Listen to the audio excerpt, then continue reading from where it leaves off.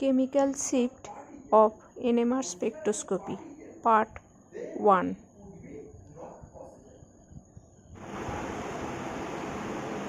আগের দিনে Larmer precision আগের ভিডিওতে আমরা পড়েছিলাম। এখানে তার একটা আমি সামারি করেছি। যদি i ইকুয়াল টু হাফ হয় স্পিন কোয়ান্টাম নাম্বার, যদি i ইকুয়াল টু হাফ হয় তাহলে সেক্ষেত্রে আমি যদি একসাথে দুটো স্টেটকে লিখি প্লাস হাফ মাইনাস হাফ, তাহলে সেটা এরকম হবে। যদি i ইকুয়াল টু 1 হয় সেটা দেখতে এরকম হবে, i ইকুয়াল টু 2 হলে সেটা দেখতে এরকম হবে, i ইকুয়াল টু 3/2 হলে সেটা দেখতে এরকম হবে। মানে এগুলো কি আগের ভিডিওটা খুব ভালো করে দেখতে হবে, তবে এই জায়গাটা বুঝতে পারা যাবে। লার্মার প্রিসিশন আমি আগের দিনে ক্লাসটা নিয়েছিলাম। এগুলো প্রত্যেকটাই হচ্ছে যে এক্সটার্নাল ম্যাগনেটিক ফিল্ডের প্রেজেন্সে নিউক্লিয়াইগুলো, এই স্পিন কোয়ান্টাম নাম্বার ওয়ালা নিউক্লিয়াইগুলো কী করছে, এইভাবে স্পিন করছে। ঠিক আছে, এই ধরনের প্রিসিশনগুলোকে লার্মার প্রিসিশন বলা হয়। ডিফারেন্ট নিউক্লিয়ায় স্পিন কোয়ান্টাম নাম্বারের ভ্যালু যাদের ডিফারেন্ট তাদের এরকম হচ্ছে। এখন আমরা যেটা এখানে বেসিক্যালি পড়বো বা আমাদের যেটা সব থেকে বেশি কাজে লাগে এই এনএমআর স্পেকট্রোস্কোপি, বেসিক্যালি অর্গানিক যে কম্পাউন্ডগুলো আছে, শুধু অর্গানিক নয় বা ইনঅর্গানিক কম্পাউন্ডেরও আমরা এনএমআর করতে পারি কমপ্লেক্সের। তো বেসিক্যালি অর্গানিক কম্পাউন্ডের যদি আমরা এনএমআর করি তখন সেখানে প্রোটন এনএমআরটা আমরা খুব স্টাডি করি, আমাদের খুব কাজে লাগে প্রোটন এনএমআরটা। তো এটা নিয়ে আমরা বেসিক্যালি প্রোটন এনএমআরের এক্সাম্পলটা নিয়েই আমরা ডিল করব। তো এই জিনিসটা জানার আগে, মানে আজকের পড়া যেটা হচ্ছে সেটা জানার আগে এই আগের ভিডিওটা অবশ্যই দেখতে হবে, তবে বুঝতে পারবে। এখন আমি এখানে যে ছবিগুলো এঁকেছি, দেখো এখানেও কিছু আমি ছবি পিকচার দেখাচ্ছি, সেগুলো একটু দেখে নিও, এরকমই একই সেম দেখতে পায়। এবার প্রশ্ন হচ্ছে যে আজকের যেটা পড়া সেটা আমাদের হচ্ছে এফেক্টস অফ এনভায়রনমেন্টস। মানে কেন হঠাৎ করে এটা এলো, একটা প্রশ্ন হতে পারে, কেন এফেক্টস অফ এনভায়রনমেন্টটা কি না, যেটা আমরা এতদিন ধরে পড়ে এসেছি যতগুলো ভিডিওতে, সেটা আমি এইখানটায় সামারি করেছি। কি না, এক্সটার্নাল ম্যাগনেটিক ফিল্ডের প্রেজেন্সে একটা কোনো আইসোলেটেড নিউক্লিয়াস, জাস্ট শুধু নিউক্লিয়াস আছে আর কেউ নেই, মানে জাস্ট নিউক্লিয়াসটা আছে, মানে এটা কোনো মলিকিউল না। ঠিক আছে, সাপোজ আমি যেহেতু বলছি প্রোটন এনএমআর স্পেকট্রোস্কোপি খুবই ইম্পর্টেন্ট, প্রোটন মানে 1H হাইড্রোজেন স্টাডি আমাদের খুব করতে হয় অর্গানিক কম্পাউন্ড ডিটেক্ট করতে গেলে, তার স্ট্রাকচার ইনস্টিটিউশন করতে গেলে। তো আমি সাপোজ ধরে নিলাম এটা শুধু একটা 1H প্রোটন, তাহলে এর হচ্ছে এর অ্যালাইনটা ফিল্ড হয়ে আছে, এরকম একটা আইসোলেটেড নিউক্লিয়াস এর প্রেজেন্সে, এক্সটার্নাল ফিল্ডের প্রেজেন্সে গ্রাউন্ড স্টেটে আছে। এতে আমি এবার রেডিও ওয়েভ ফ্রিকোয়েন্সি আমি দিয়ে দিলাম, এই যে প্লাস রেডিও ওয়েভ ফ্রিকোয়েন্সি আমি এটার উপর অ্যাড করলাম। ঠিক আছে, রেডিও ওয়েভ ফ্রিকোয়েন্সি অ্যাড করতে এ যে আমি একে যে এইভাবে এরকম ভাবে রেখেছি, এ অ্যাকচুয়ালি এইভাবে স্পিন করছে ভার্টিক্যালি, যেটা আগের দিনের ক্লাসে বলেছিলাম লার্মার প্রিসিশন ওইভাবে স্পিন করছে। এখানে জাস্ট ফর সিম্পলিসিটি আমি এইভাবে এঁকেছি। তো এই রেডিও ওয়েভ ফ্রিকোয়েন্সিটা কি করছে, যখন লার্মার প্রিসিশন এর ফ্রিকোয়েন্সির সঙ্গে যখন এই রেডিও ওয়েভের ফ্রিকোয়েন্সি ম্যাচ করে যাচ্ছে, তখন ও কি করছে, গ্রাউন্ড স্টেট থেকে এক্সাইটেড স্টেটে চলে যাচ্ছে। দেখো স্পিন ইনভার্স হয়ে গেছে, অর্থাৎ প্লাস হাফ থেকে মাইনাস হাফ হয়ে গেছে। এই যে এদিকে নর্থ পোলটা দেখো এদিকে চলে এসেছে, নর্থ নর্থ হয়ে গেছে, সাউথ সাউথ হয়ে গেছে। তাহলে এই স্পিন ইনভার্স হয়ে গেছে, অর্থাৎ প্লাস হাফ থেকে মাইনাস হাফ হয়ে গেছে। এইবার আবার ও কি করবে, এই এক্সাইটেড স্টেটে মাইনাস হাফে চলে যাওয়ার পরে ও আবার এনার্জি রিলিজ করে আবার এই প্লাস হাফে চলে আসবে, যে এনার্জি রিলিজ করেছে করে আবার ও গ্রাউন্ড স্টেটে ফিরে এসেছে। তাহলে এই যে যখন রেডিও ওয়েভ ফ্রিকোয়েন্সিটা এই নিউক্লিয়াসটা, আইসোলেটেড নিউক্লিয়াসটা বা প্রোটনটা অ্যাবজর্ব করছিল, এই ঘটনাকে রেজোনেন্স কন্ডিশন বলা হয়, বা এটাকে বলা হচ্ছে নিউক্লিয়ার ম্যাগনেটিক রেজোনেন্স, হচ্ছে বেসিক্যালি একটা অ্যাবজর্পশন স্পেকট্রোস্কোপি। তো এই যে জিনিসটা এখানে আমরা দেখছি যে প্রোটনটা মানে হাইড্রোজেনটা রেডিও ওয়েভ ফ্রিকোয়েন্সি অ্যাবজর্ব করছে একটা পার্টিকুলার ফ্রিকোয়েন্সিতে, তাহলে আমরা কি পাবো, একটা এর পার্টিকুলার একটা আমরা গ্রাফ পাবো। ঠিক আছে, তো পার্টিকুলার তাহলে যে কোনো প্রোটনের জন্য, মানে এই আমি কি বলছি, একটা নিউক্লিয়াস মানে একটা হাইড্রোজেনের নেচার সবসময় 1H1, তাহলে একটা প্রোটন আছে একটা নিউট্রন আছে, তো সরি একটা প্রোটন আছে হাইড্রোজেনের মধ্যে। তো এবার হচ্ছে যে এই যে একটা হাইড্রোজেন মলিকিউল মানে নিউক্লিয়াস হিসাবে তো এক্সিস্ট করে না, ও তো মলিকিউল হিসাবে এক্সিস্ট করে। মানে আমি যদি কারোর এনএমআর নিতে যাই, আমি যদি কোনো প্রোটন এনএমআর কারণ নিতে যাচ্ছি, আমি কি এরকম শুধু একখানা হাইড্রোজেনকে এনে ম্যাগনেটিক ফিল্ডের মধ্যে বসিয়ে দিই, সেটা করি না। কি করি, একটা কম্পাউন্ডকে বসাই যেটাতে হাইড্রোজেন থাকে, সেরকমই আমি একটা কম্পাউন্ড এখানে দেখিছি, দেখো মিথানল নিয়েছি CH3OH, ঠিক আছে, মিথানল নিয়েছি। তাহলে এখন প্রশ্ন হচ্ছে যে এই যে একটা রেডিও ফ্রিকোয়েন্সি হাইড্রোজেন অ্যাবজর্ব করে আবার এই স্টেটে গেল, এইখানে যে পিকটা আমরা পাবো এক্সপেক্টেড পিক, তাহলে কি হবে, একটাই পিক পাবো এই মিথানলের জন্য। মিথানলের পরিবর্তে আমি যদি ইথানল নিই বা হাইড্রোজেন কন্টেইনিং যে কোনো কম্পাউন্ড নিই, প্রত্যেকটা যদি হাইড্রোজেন আমরা এনএমআর স্টাডি করি হাইড্রোজেনের জন্য, তাহলে এক্সপেক্টেড একটাই আমরা পিক পাবো। এটা যদি এনএমআর এর গ্রাফ হয়, গ্রাফ নিয়ে ডিটেইলসে পরে আমি আলোচনা করব, ইন্টেনসিটি ভার্সাস ডেল্টা এগুলো কি আমি পরে আলোচনা করব। ধরো আমি এই পিকটা একটাই পাবো তাহলে হাইড্রোজেনের জন্য, এটা এক্সপেক্টেড। কারণ কি, এই তো একটাই লাইট অ্যাবজর্ব করে এখানে এক্সাইটেড স্টেটে যাবে, এক্সাইটেড থেকে আবার গ্রাউন্ড স্টেটে ফিরে আসবে, তাহলে একটাই পিক পাবো। কিন্তু বেসিক্যালি বাস্তবে কিন্তু তা হয় না। বাস্তবে গ্রাফটা আমরা এরকম পাই, মানে দুটো পিক পাই, এখানে এই একটা পিকের পরিবর্তে দুটো পিক পাই। এই দুটো পিক কার জন্য না, একটা হচ্ছে দেখো ওই OH এর জন্য মিথানল যদি নিই, দেখো CH3OH মিথানল যদি নিই, একটা হচ্ছে এই OH এর হাইড্রোজেনের জন্য, আর একটা হচ্ছে এই CH3 তে যে তিনটা হাইড্রোজেন আছে তার জন্য। এইটাকে এবার আমাদের ডিটেলসে পড়তে হবে। আমি এখানে যে ফান্ডাটা ওইখানে সিঙ্গেল একটা নিউক্লিয়াসের জন্য কাজে লাগিয়েছিলাম, এখানে একটা মলিকিউল মিথানলের জন্য কাজে লাগিয়েছি। দেখো এক্সটার্নাল ফিল্ড অ্যাপ্লাই করেছি, মিথানলটা আমি এঁকেছি।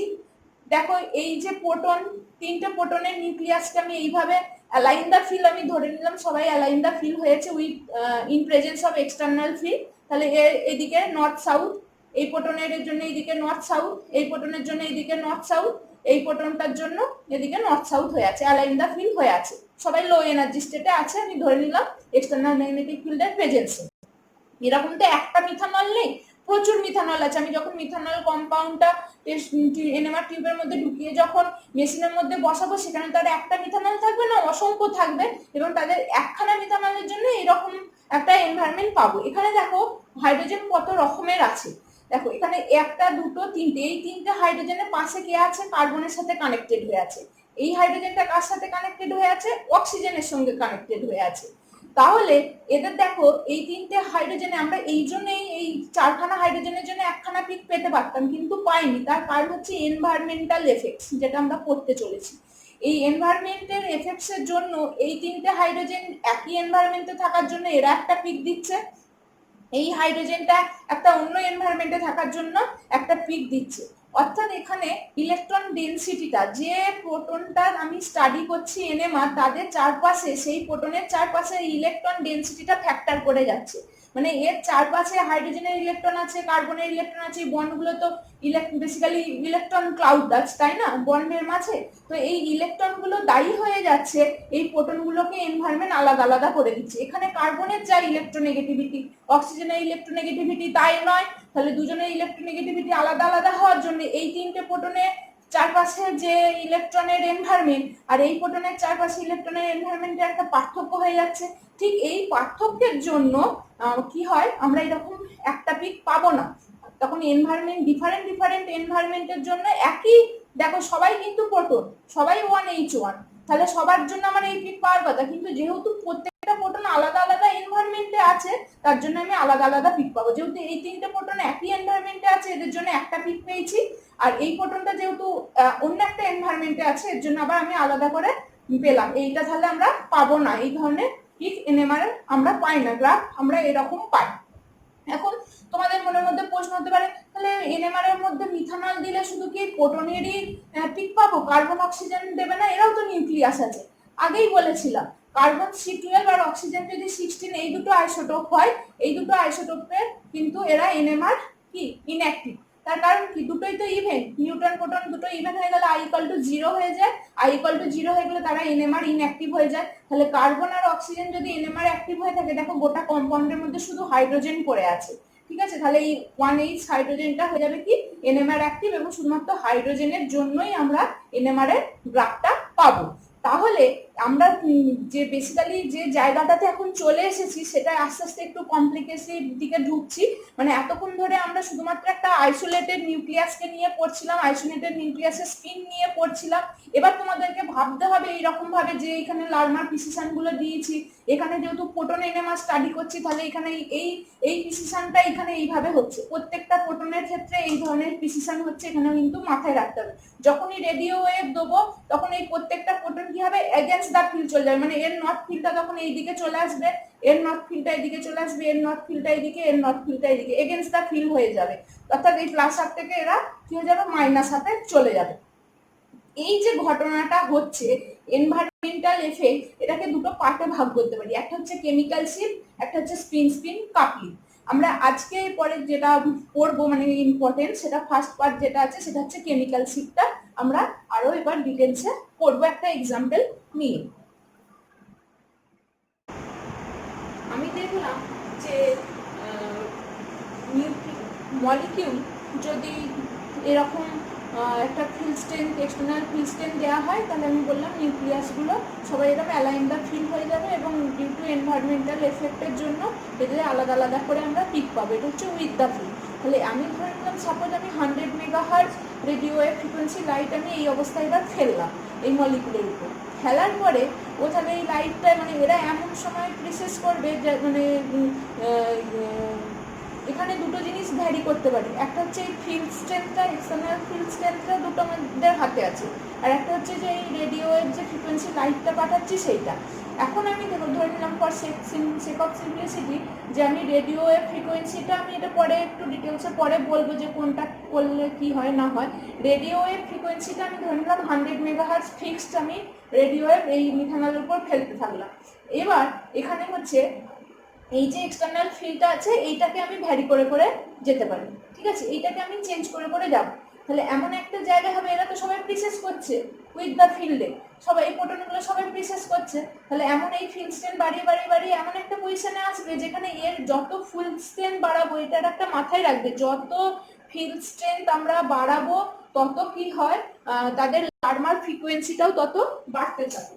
মানে আমাকে তো ওই 100 মেগাহার্টজের সঙ্গে তো মেলাতে হবে, তবে তো লার্মার ফ্রিকোয়েন্সি মেলাতে হবে। মানে ধরো আমি তো 100 মেগাহার্টজ এখানে অ্যাপ্লাই করছি, এটা fixed, 100 megahertz radio wave apply করছি, এটা ফিক্সড মিথানলের উপরে। এবার মিথানলের যে প্রোটনগুলো আছে এরা তো লার্মার প্রিসিশন দিচ্ছে, এরা তো প্রিসিস করছে।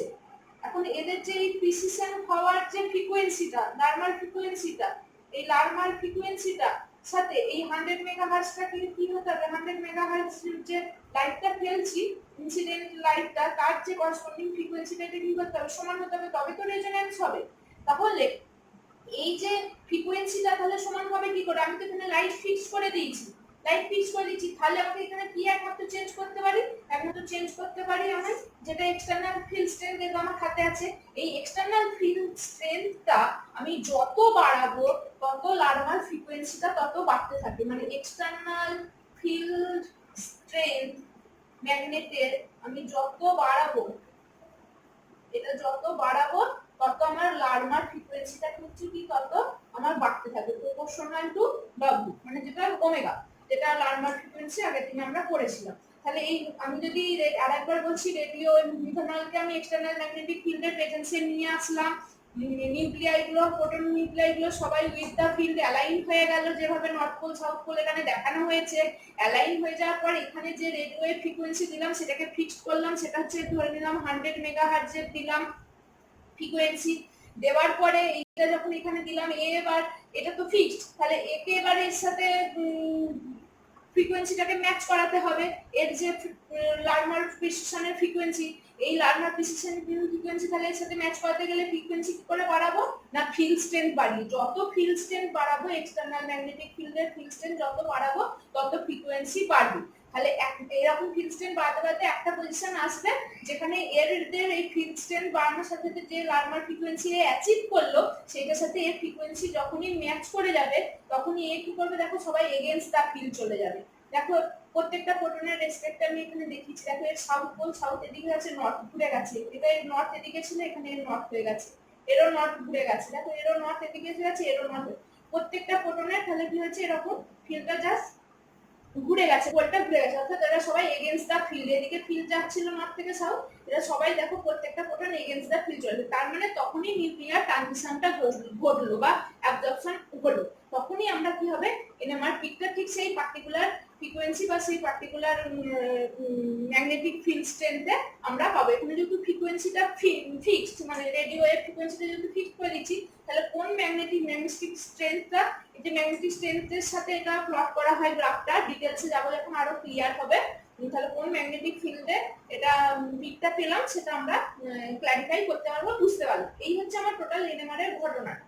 এখন এতদিন ধরে আমরা যেটা করে এসেছি সেখানে দেখো, এটা তো আমার নর্থ পোল, এটা সাউথ পোল, এখানে আমি মিথানলটা বসিয়েছি। আমি এইটার মিথানলের আমি এনএমআর স্টাডি করতে যাচ্ছি।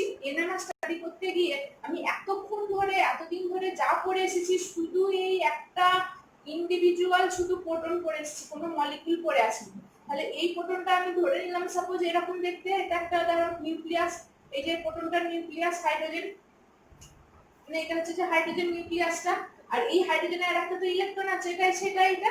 তাহলে যদি প্রোটনটা হচ্ছে পজিটিভ চার্জ, মানে হাইড্রোজেনের নিউক্লিয়াসটাও পজিটিভ চার্জ, আর এই ইলেকট্রনটা নেগেটিভ চার্জ, তাহলে দুটোই চার্জ পার্টিকেল যদি স্পিন করে, আমি বলেছিলাম ম্যাগনেটিক মোমেন্ট জেনারেট করবে, ম্যাগনেটিক ফিল্ড জেনারেট করবে। তো এতক্ষণ আমি শুধু এই নিউক্লিয়াস নিয়ে পড়েছিলাম। তাহলে আমি কি করেছিলাম যে নিউক্লিয়াসকে এক্সটার্নাল ম্যাগনেটিক ফিল্ডের প্রেজেন্সে আনা হলো, নিউক্লিয়াসটা ওরা সবাই কি হবে উইথ দ্য ফিল্ড অ্যালাইন হয়ে যাওয়ার চেষ্টা করবে। এখন ধরে নিলাম যে নিউক্লিয়াসটা, যে এই যে প্রোটনের যে এই নিউক্লিয়াসটা, এর হচ্ছে ধরো এক্সটার্নাল ম্যাগনেটিক ফিল্ডের যে ফিল্ডটা ফেস করছে সেটা ধরে নিলাম 1.9 টেসলা ফেস করছে, মানে এই যে এক্সটার্নাল ম্যাগনেটিক ফিল্ড এদিক থেকে নর্থ থেকে সাউথের দিকে যাচ্ছে, সেইটা যে ফেস করছে এই ম্যাগনেটিক ফিল্ডটা, এই নিউক্লিয়াসটা, সেটা ধরে নিলাম 1.9 টেসলা। কিন্তু এই 1.9 টেসলা সত্যিই কি এ ফেস করছে? এক্স্যাক্টলি যতটা এ ফিল্ড দিচ্ছে এক্সটার্নাল ম্যাগনেটিক ফিল্ড, ততটাই কি এ ফেস করছে? সে এ ঠিক ততটা ফেস করছে না, এখানে কে বাধা দিচ্ছে। কে বাধা দিচ্ছে? না এই ইলেকট্রনটা। কারণ কি? ভালো করে মনে করে দেখো, যখন basic principle of NMR first class পড়িয়েছিলাম রাইট হ্যান্ড থাম্ব রুল, কারণ নিউক্লিয়াস তো পজিটিভ চার্জ, ইলেকট্রন কি নেগেটিভ চার্জ, তাহলে পজিটিভ চার্জ যেদিকে ম্যাগনেটিক ফিল্ড জেনারেট করবে, নেগেটিভ চার্জও তো ম্যাগনেটিক ফিল্ড জেনারেট করবে, ঠিক তার উল্টোটা রাইট হ্যান্ড থাম্ব রুল আমি ঠিক এই জায়গাটা পড়িয়েছিলাম, একটু মানে ভিডিওটা দেখে নেবে, ক্লিয়ার হয়ে যাবে। তাহলে ইলেকট্রনটা যখন ম্যাগনেটিক ফিল্ডের চারপাশে জেনারেট করবে বলছে, সেটা কি হচ্ছে? ইনডিউসড হচ্ছে, তৈরি হচ্ছে। কেন? না ইলেকট্রনটা নিচে স্পিনিং এর জন্য, ও তো চার্জ পার্টিকেল, ওর ম্যাগনেটিক ফিল্ড জেনারেট করবে। তখন কি করবে যে, আর ইলেকট্রন সব সময় ইলেকট্রনের কাজ হচ্ছে, মানে প্রোটনটা যেমন নিউক্লিয়াসটা যেমন এইদিকে অ্যালাইন ফিল্ড হয়ে গেছে, দেখো প্লাস পজিটিভটা সব সময় এই দিক বরাবর পিসেস করবে, ইলেকট্রনটা যে পিসেস করবে সে এইদিকে উল্টো দিকে এগেইনস্ট দা ফিল্ড। এটা হচ্ছে নেচার। রাইট হ্যান্ড থাম্ব রুলে দেখো এই সেম জিনিস হয়েছিল, এটা প্রোটনের জন্য, এটা ইলেকট্রনের জন্য। তাহলে এরকম যদি হয়, ইলেকট্রনটা যদি উল্টো দিকে ফেস করে, তাহলে এই যে 1.9 টেসলা এই প্রোটনগুলোর উপর ম্যাগনেটিক ফিল্ড স্ট্রেন্থ দেখাচ্ছিল, ইলেকট্রনটা সবার ইলেকট্রন কি হবে? এই যে বন্ডগুলো, প্রত্যেকটা বন্ডগুলো কি দিয়ে তৈরি? ইলেকট্রন দিয়ে তৈরি, মানে প্রচুর পরিমাণে বন্ডে ইলেকট্রন ক্লাউড আছে। তাহলে সবাই এই সমস্ত ইলেকট্রন ক্লাউড গুলো কি করবে? এই যেখানে যত ইলেকট্রন আছে সব ইলেকট্রন গুলো কি করবে? সবাই এইদিকে এগেইনস্ট দা ফিল্ড চলে আসবে।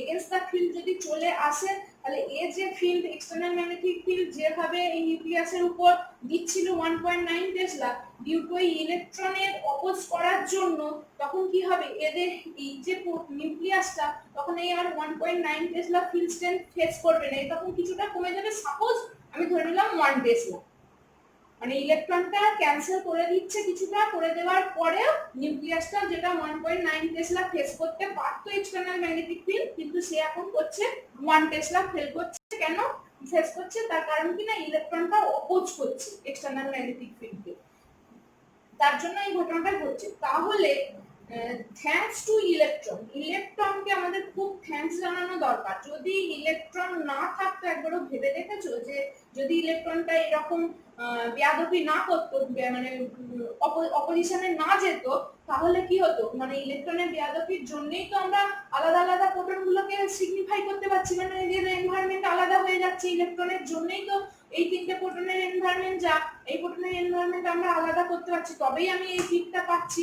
নাহলে ইথানল, মিথানল, যা কিছু আছে, বিউটানল, সবাই কিন্তু সেই একই জিনিস জেনারেট করতে আমরা কম্পাউন্ডগুলোকে আলাদা করে চিনতে পারতাম না এনএমআর দিয়ে। তাহলে এখানে ইলেকট্রনের একটা ভীষণ ভাইটাল রোল আছে। যদিও আমরা এনএমআর এ নিউক্লিয়াসের স্পিন নিয়ে প্রচন্ড পরিমাণে বোঝাচ্ছিলাম, এখন আমরা এখানে কেমিক্যাল শিফট করতে গিয়ে দেখতে পাচ্ছি ইলেকট্রনের কি বড় একখানা রোল। এই যে ইলেকট্রনটা অপোজ করছে কারণটা খুব ইম্পর্টেন্ট। অপোজ করার জন্য পুরো একদম সমস্ত কিছু কিন্তু ক্যালকুলেশন চেঞ্জ হয়ে যাচ্ছে, গ্রাফের পিক চেঞ্জ হয়ে যাচ্ছে, সবকিছু।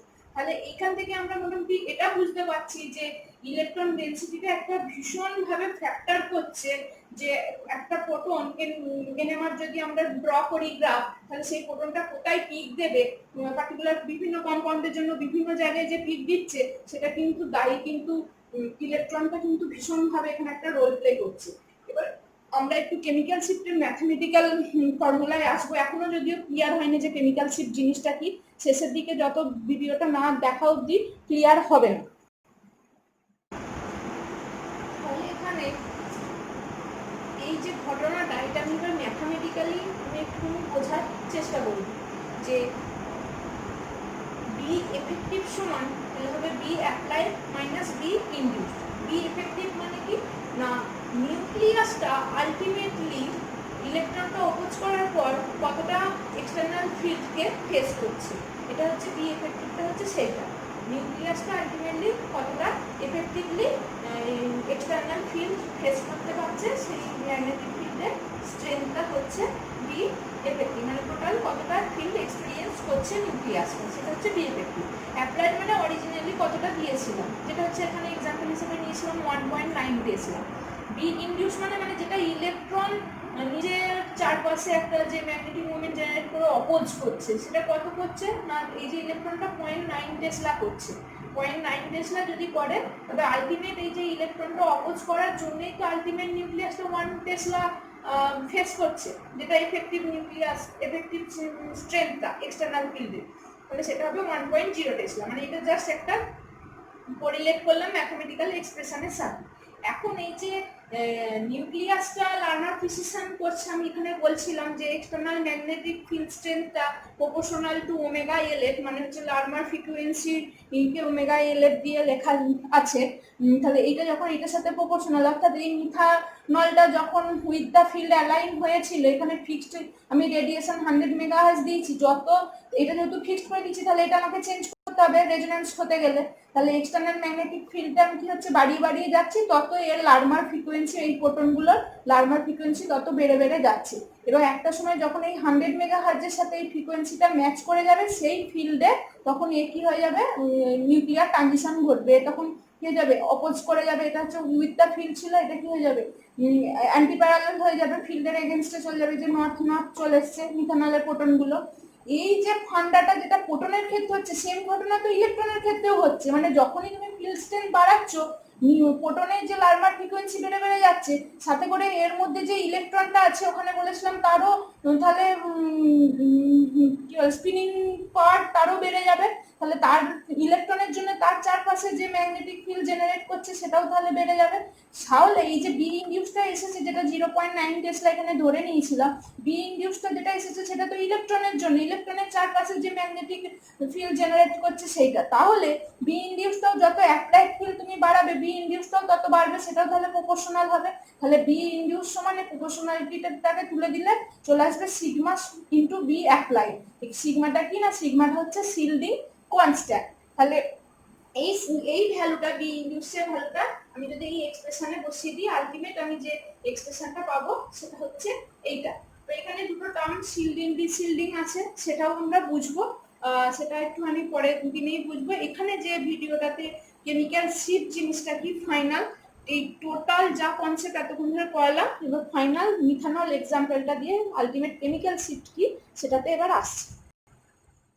এবার এই এক্সপ্রেশনটা ইউজ করে আমি মিথানলের এই দুটো প্রোটন একটা ক্যাটাগরি, এই OH এর সাথে লাগা প্রোটনটা আরেকটা ক্যাটাগরি, দুটো আলাদা ক্যাটাগরি, আমি দুটো আলাদা এনভায়রনমেন্টের প্রোটন পেলাম। এবার কে কোথায় শিফট দেবে এনভায়রনমেন্টের উপর ডিপেন্ড করে, সেটা আমি ডিসকাস করবো। ফার্স্ট হচ্ছে দেখো, অক্সিজেন কি হচ্ছে মোর ইলেকট্রোনেগেটিভ দেন কার্বন। তাহলে অক্সিজেন যদি মোর ইলেকট্রোনেগেটিভ হয়, ও কি করবে, ওর যদি ইলেকট্রোনেগেটিভিটি ওর বেশি, ও কি করবে, নিজের দিকে ইলেকট্রন টেনে নেবে প্রোটনের অক্সিজেনের থেকে, আর কার্বন তো ততটা টানতে পারবে না। তাহলে কি হবে, এই অক্সিজেন যদি প্রোটনের দিক থেকে ইলেকট্রন টেনে নেয়, তাহলে হাইড্রোজেনের কাছে কি হবে, অতটা ইলেকট্রন ডেন্সিটি থাকবে না, কম ইলেকট্রন ডেন্সিটি হয়ে যাবে। তাহলে ইলেকট্রন ডেন্সিটি অ্যাবাউট হাইড্রোজেন, তাহলে এর ক্ষেত্রে কি হবে, ইলেকট্রন ডেন্সিটিটা এই হাইড্রোজেনের ক্ষেত্রে কি হবে, OH হাইড্রোজেনের ক্ষেত্রে কম হবে দেন CH হাইড্রোজেনগুলোর থেকে। এখন এই এক্সপ্রেশনটা থেকে আমি দেখেছি যে একটা টার্ম পেয়েছি, সেটা হচ্ছে যে শিল্ডিং কনস্ট্যান্ট, মানে সিগমা ভ্যালুটা। এই সিগমা ভ্যালুটা তাহলে কি হবে, যার যত ইলেকট্রন ডেন্সিটি, যার ক্ষেত্রে ইলেকট্রন ডেন্সিটি যত বেশি হবে তার কি হবে, শিল্ডিং সে তত ভালো বেশি শিল্ড, মানে কি আবরণ করে দেওয়া, সে তত বেশি ভালো শিল্ড করতে পারবে। এই এটা আছে ইনঅর্গানিক কেমিস্ট্রিতে তোমরা স্ক্রিনিং এফেক্ট ওই জায়গাটা পড়েছিলে, মানে এখানে কনসেপ্টটা ঠিক সেই রকম। মানে নিউক্লিয়াসটা যেটা ছিল, নিউক্লিয়াসটা যেভাবে প্রিসিস করছিল, এই নিউক্লিয়াসকে আবার ঘিরে রেখেছে কে, ইলেকট্রন। এই ইলেকট্রনটা প্রিসিস করে এর যেদিকে ম্যাগনেটিক ফিল্ড এক্সাক্ট করছে, ইলেকট্রনটা তার অপোজিট দিকে করে একে জাস্ট একটা আবরণ দিয়ে ঘিরে রেখেছে। সেটাই তো সিগমা টার্মটা তার জন্যই এসেছে, যেটা অলরেডি ডিসকাস করলাম। তাহলে যদি CH এর প্রোটনের হাইড্রোজেনগুলোর ইলেকট্রন ডেন্সিটি বেশি হয়, তাহলে এর সিগমা ভ্যালু, মানে যত ইলেকট্রন ডেন্সিটি বেশি হবে স্বাভাবিক তত নিউক্লিয়াসটা কি হয়ে থাকবে, মানে স্পিড হয়ে থাকবে, তত বেশি সিল্ড হয়ে থাকবে। তাহলে সিগমা CHটা এর বেশি হবে দেন সিগমা OH। তাহলে এই এক্সপ্রেশনটা থেকে তাহলে সিগমা ভ্যালু যার যত বাড়বে, বি এফেক্টিভ, এখানে এই বি মানে হচ্ছে এফেক্টিভ যে ফিল্ড স্ট্রেন্থটা ফেস করছিল, যেটা বলছিলাম এইমাত্র সেটা। তাহলে এই যে বিটা কি হবে, সিগমা বাড়লে কি হয়ে যাবে, বিটা কি হয়ে যাবে, কমে যাবে। তাহলে যার সিগমা ভ্যালু বেশি, এই যে কার্বনের সাথে যুক্ত প্রোটনের সিগমা ভ্যালু বেশি হওয়ার জন্য, তাহলে বি এর ভ্যালুটা কি হয়ে যাবে, কম হয়ে যাবে, কারণ একে তো ইলেকট্রন ঘিরে রেখেছে এই নিউক্লিয়াসকে। তাহলে এ বাইরে থেকে যে এক্সটার্নাল ম্যাগনেটিক ফিল্ড ফেস করবে, তাহলে এ কি করবে, কম ফেস করবে, যেহেতু একে ইলেকট্রন বেশি ঘিরে রেখেছে এই প্রোটনগুলোকে। তাহলে be effective of hydrogen which is attached to the carbon, এটা লেস দ্যান হয়ে যাবে be effective of hydrogen which is attached with oxygen। এত অব্দি আশা করি বোঝা গেছে। আমি এই মাত্র জাস্ট তোমাদের বললাম, যার যত এফেক্টিভ এক্সটার্নাল ফিল্ড, যার যত কম হবে, তার লার্মার ফ্রিকোয়েন্সিও তত কম হবে, মানে এক্সটার্নাল ফিল্ড যত বাড়াবো লার্মার ফ্রিকোয়েন্সি তত বাড়বে, এই মাত্র জাস্ট বললাম। তাহলে এখানে এর এক্সটার্নাল ফিল্ড এ কম ফেস করছে, এই প্রোটনগুলো, এই তিনটে প্রোটন কম ফেস করছে, তাহলে এদের এই তিনটে প্রোটনের লার্মার ফ্রিকোয়েন্সি কি হবে, কম হবে দেন এই প্রোটনটার থেকে। তাহলে এর লার্মার ফ্রিকোয়েন্সি এর ক্ষেত্রে কি হয়ে যাবে, বেশি হচ্ছে, আর এর ক্ষেত্রে কম হয়ে যাবে। এইবার আমি এখানে একটা গ্রাফিক্যালি বোঝার চেষ্টা করছি। যখন কোনো ফিল্ড ছিল না, মিথনল এখানে সবকটা প্রোটন এখানে ছিল। এবার আমি কি বলেছি যে আমি রেডিও ওয়েভটাকে ফিক্সড রেখে দেবো। রেডিও ওয়েভটাকে আমি যদি এখানে ফিক্সড রেখে দিই, রেডিও ওয়েভটাকে ধরো ফিক্সড রেখে দিয়েছি 100 মেগাহার্টজ দিয়েই আমরা করছিলাম প্রথম থেকে, 100 মেগাহার্টজ ফিক্সড রেখে দিয়েছি। তাহলে এর এনএমআর পেতে গেলে কি করতে হবে, আমাকে ফিল্ড স্ট্রেংথটাকে বাড়িয়ে বাড়িয়ে যেতে হবে, যেটা ওই নর্থ পোল আর সাউথ পোল ফিল্ড স্ট্রেংথটাকে যদি আমি বাড়িয়ে বাড়িয়ে যাই, এই ফিল্ড স্ট্রেংথটাকে বাড়িয়ে বাড়িয়ে যাই, দেখো যত যাচ্ছে এদিকে ফিল্ড স্ট্রেংথ বেড়ে বেড়ে যাচ্ছে, এদিকে ফিল্ড স্ট্রেংথ বেড়ে বেড়ে যাচ্ছে। এখানে গ্রাফিক্যালি দেখিয়েছি টেসলাটা এদিকে যত যাচ্ছে বেড়ে বেড়ে যাচ্ছে। এই OH প্রোটনের ফ্রিকোয়েন্সি, লার্মার ফ্রিকোয়েন্সি যেহেতু বেশি, এর খুব কম ফিল্ড স্ট্রেংথ এর উপর অ্যাপ্লাই করলে এই প্রোটনটা সহজে ফ্লিপ করে যাবে। মানে এ ছিল এইদিকে নর্থ পোলটা ছিল নিউক্লিয়াসটা এই প্রোটনের, ওর সঙ্গে সঙ্গে দেখো এদিকে ফ্লিপ করে নর্থ নর্থ চলে এসেছে। তাহলে এ কি হচ্ছে, খুব কম ফিল্ড স্ট্রেংথেই এই নিউক্লিয়ার ট্রানজিশন দেখিয়ে দিয়েছে OH এর প্রোটনটা, যেহেতু এর লার্মার ফ্রিকোয়েন্সিটা বেশি। কিন্তু CH3 প্রোটনের ক্ষেত্রে নিউক্লিয়ার ট্রানজিশন পেতে গেলে আমাকে আরো ফিল্ড স্ট্রেংথ বাড়াতে হয়েছে, যেহেতু ওর এফেক্টিভ যে ফিল্ড স্ট্রেংথটা কম হওয়ার জন্য, অর্থাৎ লার্মার ফ্রিকোয়েন্সিটা কম, তাই একে 100 মেগাহার্টজের ফ্রিকোয়েন্সির সাথে ম্যাচ করাতে গেলে, রেজোন্যান্স করাতে গেলে ফিল্ড স্ট্রেংথ আরো বাড়াতে হবে, বাড়িয়ে ও দেখো তারপরে ফ্লিপ করেছে। মানে এখানে নর্থ ছিল, এদিকে সাউথ ছিল, এই তিনটে প্রোটনেরটাকে এইভাবে নিউক্লিয়াসটাকে রিপ্রেজেন্ট করেছি। এ দেখো এদিকে ফ্লিপ করে গেছে, এদিকে নর্থ হয়ে গেছে, এদিকে সাউথ হয়ে গেছে। তাহলে বেশি ফিল্ড, এক্সটার্নাল ফিল্ড কার জন্য লাগছে না, এই CH3 প্রোটনগুলোর জন্য। এইটা যদি আমি গ্রাফিক্যালি এই ট্রানজিশনটা দেখাই, দেখো এদিক থেকে এদিকে যত যাচ্ছে ফিল্ড স্ট্রেংথ বাড়ছে, এই যে এদিক থেকে ফিল্ড স্ট্রেংথ বাড়াচ্ছি, তাহলে দেখো ফার্স্টেই কে খুব কম ফিল্ড স্ট্রেংথ বাড়াতেই কে ফার্স্টেই অ্যাবজর্ব করে গেছে, নিউক্লিয়ার ট্রানজিশন দেখে দিয়েছে না OH এর প্রোটনটা, এটা হচ্ছে তার পিক। তারপর আবার ফিল্ড স্ট্রেংথ বাড়িয়ে বাড়িয়ে যাচ্ছি, ঠিক এই জায়গায় আবার CH3 প্রোটনের পিকটা পেলাম, নিউক্লিয়ার ট্রানজিশন এই 100 মেগাহার্টজের সাথে মিলে গেল। এখন এই যে টেসলা দিয়ে আমি এখানে দেখিয়েছি কি বলে এনএমআর এর যে অ্যাবজর্পশনের পিকটা, এটা যে স্কেলটা, এই স্কেলটা দুটো ধরনের হয়, একটা হচ্ছে টি স্কেল, একটা হচ্ছে ডেল্টা স্কেল। এই টিটাকে ডেল্টার সাথে কিভাবে রিলেটেড না T equal to 10 minus delta, generally delta দিয়ে রিপ্রেজেন্ট করা হয়, ঠিক আছে, টেসলা দিয়ে রিপ্রেজেন্ট করা হয় না। তাহলে ডেল্টা দিয়ে সমস্ত গ্রাফ আমরা যা কিছু প্রেডিক্ট করি, যত অর্গানিক কম্পাউন্ড সমস্ত এই ডেল্টা দিয়ে রিপ্রেজেন্ট করা হয়। তাহলে এখানে তাহলে এই দুটোর মধ্যে একটু সম্পর্ক স্কেলে দেখে নিই। দেখো আমি যত ফিল্ড স্ট্রেন্থ বাড়াচ্ছি, এই যে যত ফিল্ড কোএফিসিয়েন্ট পাচ্ছে, ফার্স্টে ওএইচ এর কোটো নেক্সটে ফার্স্টে ওএইচ এর কোটো নেক্সট, এটা টি স্কেল, ঠিক আছে, টেসলা স্কেলটা। ওএইচ এর কোটনের পিক পেয়েছি, তারপর আবার বাড়ি বাড়ি গেছি, সিএসপি কোটনের পিক পেয়েছি, যা সেটা আমি এখানে ড্র করেছি ছোট করে।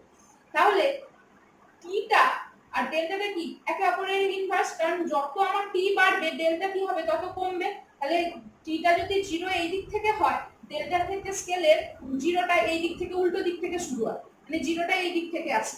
0 1 2 3 4 দেখো এখানে 10 আমি জাস্ট একটা দেখিয়েছি, রিপ্রেজেন্ট করেছি, এটাকে 0 থেকে 5 এই দিকে বাড়ছে, এটার ক্ষেত্রে ডেল্টার ক্ষেত্রে এই দিকে বাড়বে। তাহলে যার ক্ষেত্রে টি এ টেসলা স্কেলে পিকটা, যার ক্ষেত্রে এইদিকে বেশির দিকে পাবো, ডেল্টার ক্ষেত্রে তার স্কেলটা 0-র কাছাকাছি আসবে, তাহলে সিএইচ3 টা আগে পাবো, তারপরে কাকে পাবো, ওএইচ কে পাবো, ঠিক আছে। এই টি আর টি স্কেল আর ডেল্টা স্কেলের মধ্যে এই হচ্ছে একটা ডিফারেন্স।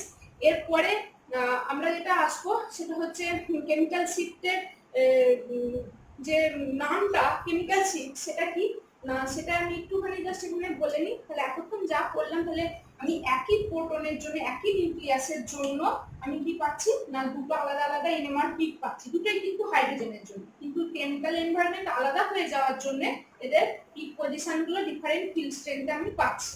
এই যে 0 পজিশনে থাকে, এইখান থেকে যে এর যে ডিসটেন্সটা, গ্যাপটা, এটাকে কেমিক্যাল শিফট বলা হয়। এখানে একটা রেফারেন্স একটা কম্পাউন্ড ইউজ করা হয়, এই তারও প্রোটন আছে, প্রোটন এনএমআর হয়, সে জেনারেলি 0তেই দেয় পিকটা, সেগুলো নিয়ে পরের ক্লাসে আমি ডিটেইলস আলোচনা করব।